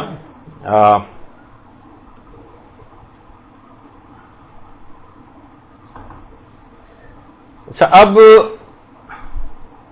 ایک چیز اور بھی ہے کہ اگر کوئی خطیب 100% اس بات کو یقینی طور پر بتائے، جیسے کہ اکثر جگہوں میں میں نے سنا ہے کہ اعلان ہونے لگتا ہے اب سب لوگ خاموش ہو جاؤ، حضرت زہرا آ گئی ہیں اور امام حسین تشریف لے آئے ہیں اور امیر المومنین آ گئے ہیں اور رسول اللہ آ گئے ہیں، اس طرح کے اعلانات ہونے لگتے ہیں۔ تو مجتہدین سے یہ بات باقاعدہ استفتاء کے اندر بھی پوچھی گئی کہ بہت سے روزہ خوان اس طرح سے آ کر کہنے لگتے ہیں، تو علماء نے بہت سارے مجتہدین سے پوچھا گیا، تو آیت اللہ فاضل لنکرانی نے کہا کہ نہیں، یہ بات صحیح نہیں ہے، اس طرح سے نہیں کہنا چاہیے ان کو، اور آیت اللہ سیستانی نے بھی فرمایا کہ چونین کلماتی اعتبار نہ دارد، ان کے اس طرح کے جملے کہنے کا کوئی اعتبار نہیں۔ اچھا، آیت اللہ صافی گل پائیگانی نے کہا کہ اگر اظہار امیدواری کے طور پر ایسا کہہ رہے ہوں تو صحیح ہے، ورنہ صحیح نہیں۔ اور آیت اللہ بہجت نے بھی کہا کہ غالباً ان کی مراد یہ ہوتی ہوگی کہ مجلس اعظم میں تشریف لائے ہوں گے۔ بہرحال 100% ہی کوئی یقین سے نہیں کہہ سکتا نا، اور یہ جملے نہیں کہنے چاہیے کہ آ گئے ہیں، یہ آپ نے کیسے کہہ دیا، یعنی یہ کوئی شخص اس طرح سے نہیں بتا سکتا، امکان ظاہر ہو سکتا ہے، اور جیسے کہ روایت میں ہے کہ وہ آئے ہوں گے اس طرح کی بات کہی جا سکتی ہے، لیکن آ گئے ہیں تاکہ ان کی مجلس میں زیادہ لوگوں کو بہرحال ایک جھوٹ بول کر یا جس بات کا آپ کو علم نہیں اس کا اظہار کر کے تو نہیں کہی جا سکتی، تو ایسی چیزوں کو ڈینائی کیا جائے گا، لیکن اس بات کا امکان موجود ہے کہ وہ ان مجالس رضا کے اندر تشریف لائی ہوں گی۔ اچھا، اب ایک بات اور اس کے اندر کہہ دی جائے، وہ یہ ہے کہ اگر واقعتاً اس بات کا عقیدہ، جیسے کہ آپ نے دیکھا کہ اگر یہ عقیدہ لوگوں کا ہے کہ وہ آتی ہیں یا آ سکتی ہیں، تو پھر تو کتنی زیادہ احتیاط کرنی پڑے گی، کتنا اپنے اس گھر کو اس قابل بنانا پڑے گا کہ وہ آ سکیں، کمال اخلاص کتنا حاصل کرنا پڑے گا اس مجلس کے لیے، ورنہ اب اپنی بہتہ کے اپنی وضاقتہ بھی درست کرنی پڑے گی۔ مرد حضرات کے متعلق روایت میں ملتا نہیں کہ پیغمبر کے پاس جب داڑھی منڈے ہوئے افراد آتے تھے تو پیغمبر اپنے رخ کو موڑ لیتے تھے، چہرہ پھیر لیتے تھے، پیغمبر دیکھنا پسند نہیں کرتے تھے ان کو اگر داڑھی مونڈی ہوتی تھی۔ اور اسی طریقے سے عورتیں اگر بے پردہ ہیں، حجاب مکمل نہیں ہے، فیشنیبل لباسوں کے اندر جو ہے وہ آ رہے ہیں، اس کا تقدس خراب کیا ہوا ہے، تو اب آپ خود سوچیں کہ اگر آپ کا یہ اعتقاد ہے تو آپ کو کتنی احتیاط کرنی پڑے گی اپنے حلیوں کو درست کرنے میں، اپنی وضاقتہ کو اسلامی کرنے میں، نیتوں کی کتنی اصلاح کرنی پڑے گی، ریاکاری نہ ہو۔ عورتوں کی مجالس میں سننے میں زیادہ آتا ہے عدلے کا بدلہ ٹائپ کا جو ہوتا ہے کہ اگر ہم ان کے یہاں نہیں جائیں گے تو وہ ہمارے یہاں نہیں آئیں گی، اس وجہ سے مجلس اعضا سننے کی اتنی نیت نہیں ہوتی کہ جتنی اس بات کی ہوتی ہے کہ کہیں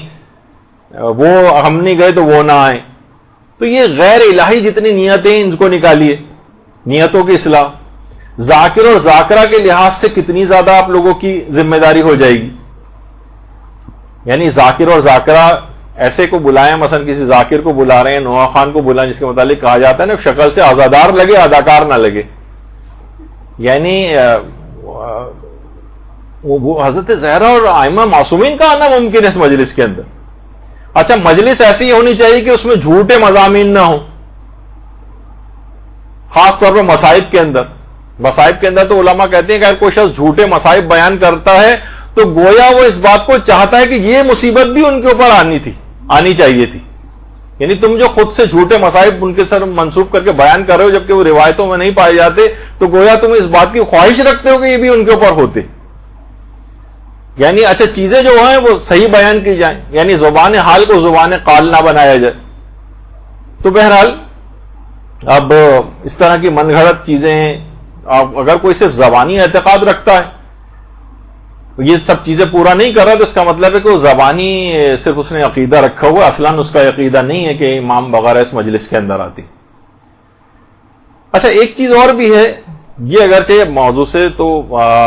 خارج ہے کیونکہ بہت ہی تفصیلی پہلو ہیں اس بات کے اندر کہ کیا معصومین حاضر و ناظر ہیں۔ دو اوقات لوگ اللہ سے ان کا کمپیریزن کرنے لگتے ہیں، جس طرح اللہ حاضر و ناظر ہر جگہ پر ہے، تو دیکھیں حاضر و ناظر کی جو بحث ہے نا، یہ ملا دی جاتی ہے آپس میں، یہ دو الگ الگ بحثیں ہیں۔ حاضر ہونا ہر جگہ، آنے واحد میں ہر وقت ائمہ ہر جگہ حاضر ہیں، اللہ کی طرح سے ایسا نہیں۔ ہاں، وہ البتہ جب چاہیں ناظر ہو سکتے ہیں، مثلا ادنا سی توجہ نفس کریں گے انہیں فوراً اللہ اس چیز کا علم عطا فرما دیتا ہے۔ اور یہ مختلف روایات کے اندر آیت اللہ ناصر مکارم شیرازی سے بھی پوچھا گیا یہ بات، تو انہوں نے کہا اگر وہ کسی چیز سے جب بھی مطلع ہونا چاہتے ہیں خدا کے حکم سے فوراً مطلع ہو جاتے ہیں، تو وہ کوئی مسئلہ نہیں، یعنی فوراً وہ اچھا ناظر ہونا تو آپ بھی کتنی چیزوں پر ناظر ہو، ایک وقت میں اگر 10 ٹی وی مختلف ممالک کے چینل بدل کے آپ کتنی جگہوں پہ ایک ہی وقت میں ناظر ہو جاتی ہیں، ہر جگہ آپ دیکھ لیتی ہیں۔ کمپیوٹر جو ہے لاکھوں کروڑوں ویب سائٹس میں ڈھونڈ کے چیزیں نکال کے آپ کے سامنے دیکھ کر سرچ کرتا ہے، فوراً نکال کے دے دیتا ہے، تو مشینوں کے اندر بھی ہونے لگا۔ البتہ ہر جگہ خدا کی طرح سے حاضر ہونا یہ نہیں ہے ائمہ اطہار کے لیے، البتہ وہ ناظر ہو سکتے ہیں جب بھی اطلاع، اور جس جگہ پہ بھی چاہیں آنے واحد میں متعدد جگہوں پہ حاضر بھی ہو سکتے ہیں۔ تو اللہ سے کوئی کمپیریزن نہیں کرنا چاہیے، وہ مخلوق ہی ہیں، اللہ خالق ہی ہے، ان دونوں کو آپس میں ملانا نہیں چاہیے۔ اچھا، اور بہت سی چیزیں ملتی بھی ہیں، قرآن کی آیات بھی ہیں اس سلسلے میں کہ تم لوگ عمل کرو فَسَيَرَى اللَّهُ عَمَلَكُمْ، اللہ تمہارے اعمال کو دیکھے گا، وَرَسُولُهُ، اور رسول اعمال کو دیکھیں گے، وَالْمُؤْمِنُونَ، اور مومنین تمہارے اعمال کو دیکھیں گے۔ اس کا مطلب کچھ مومنین ایسے ہیں کہ تم جو اعمال کرو گے وہ اس کے اوپر ناظر ہیں اور دیکھتے ہیں۔ جب یہ آیت اللہ بہجت کہتے تھے ابھی تمہارا جملہ منہ سے نکلتا بھی نہیں ہے کہ وہ امام زمانہ تک پہنچ جاتا ہے۔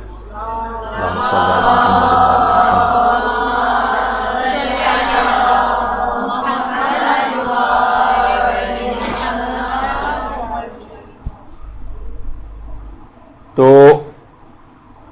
بس اب کیونکہ وقت ختم ہو گیا، باتیں ابھی بہت ساری مجھے بیان کرنا تھی، لیکن یہاں پر گفتگو ہم اپنی روکتے ہیں۔ اور آپ نے دیکھا کہ بہرحال یہ چیز سنتے تو بہت تھے، لیکن اس کے دلائل یا ان احادیث سے واقفیت نہیں تھی عام طور پر، تو وہ بھی آپ کے سامنے آج چیزیں آ گئیں۔ امید تو یہی ہے کہ آج اس سلسلے میں ہماری آخری نشست ہوگی، لیکن شاید ایک نشست اور ہونے کا امکان ہے۔ اب آپ کے لیے سزا کے طور پر ہوگی، میرے لیے سعادت کی بات ہوگی، دیکھیں آگے کیا ہوتا ہے۔ تو وصلی اللہ علی محمد وآلہ الطیبین الطاہرین۔ کہاں غریب کا گھر اور کہاں حسین کی ماں، مجلس شبیر نے کیا ورنہ، کہاں غریب کا گھر اور کہاں حسین کی ماں۔